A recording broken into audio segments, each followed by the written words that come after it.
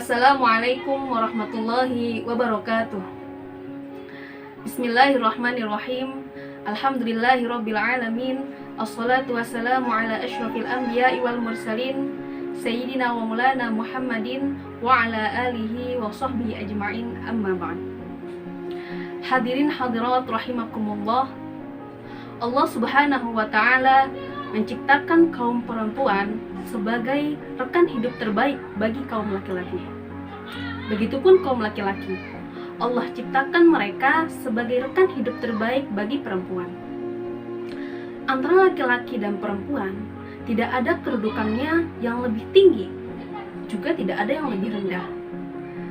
Karena kita tahu bahwa kedudukan seseorang di hadapan Allah Subhanahu wa taala itu bukan dilihat dari jenis kelaminnya, akan tetapi diukur dari ketakwaannya kepada Allah Subhanahu wa taala.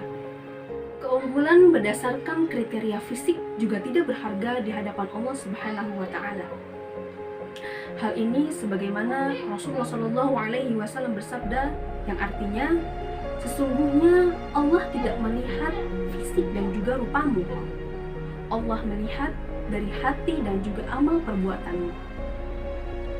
Ketegasan ayat tadi dan juga sabda Rasulullah SAW seharusnya dapat dipahami betul-betul oleh sebagian orang yang masih menganggap bahwa perempuan itu lebih rendah daripada laki-laki.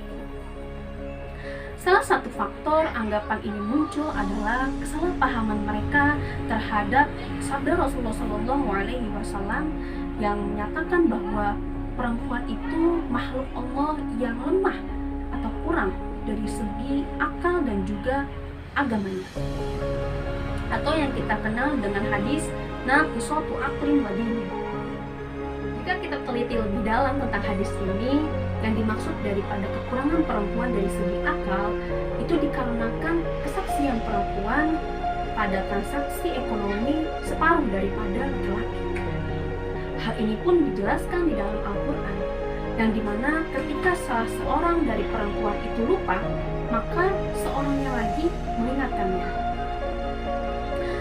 Kekurangan ini bukanlah sifatnya kodrat atau fitrah bagi perempuan, maka kita tidak bisa menggeneralisir kekurangan ini kepada seluruh aspek kehidupan perempuan.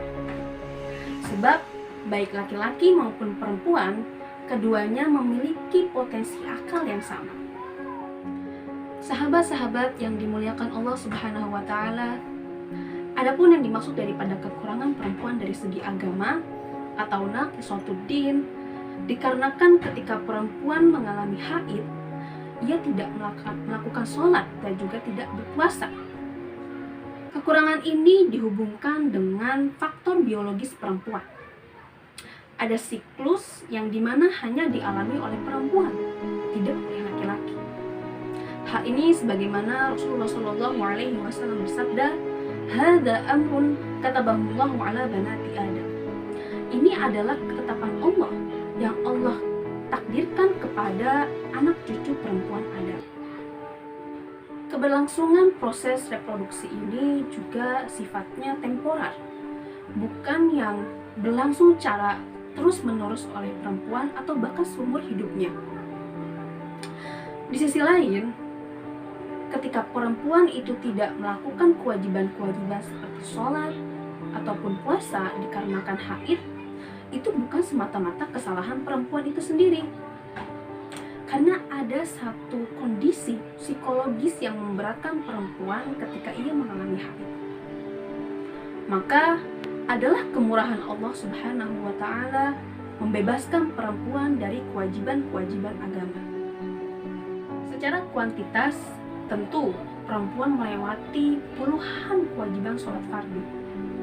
Tapi ini bukan berarti perempuan itu lebih sedikit pahalanya dibandingkan laki-laki.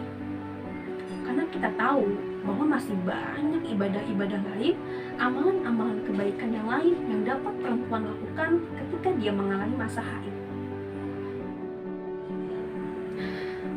Hadirin hadirat rahimakumullah, kekurangan perempuan ini tidak lantas kemudian menjadikan perempuan sebagai manusia kelas 2 atau bahkan menjadikan perempuan lebih rendah daripada laki-laki. Lebih-lebih menjadikan kekurangan-kekurangan ini sebagai alat diskriminasi terhadap perempuan di ruang publik maupun di keagamaan. Oleh karenanya, hadis Nabi Muhammad SAW tentang naqisatu aqlin wa dinin ini bukanlah bermaksud untuk merendahkan, apalagi menghina perempuan.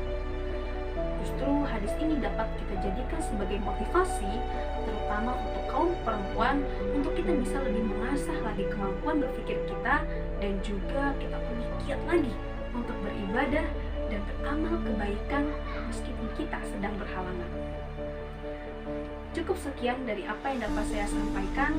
Semoga bermanfaat untuk kita semua, terkhusus untuk diri saya pribadi. Mohon maaf jika ada kekhilafan. Wallahul muwaffiq ila ma yuhibbu wa yardah.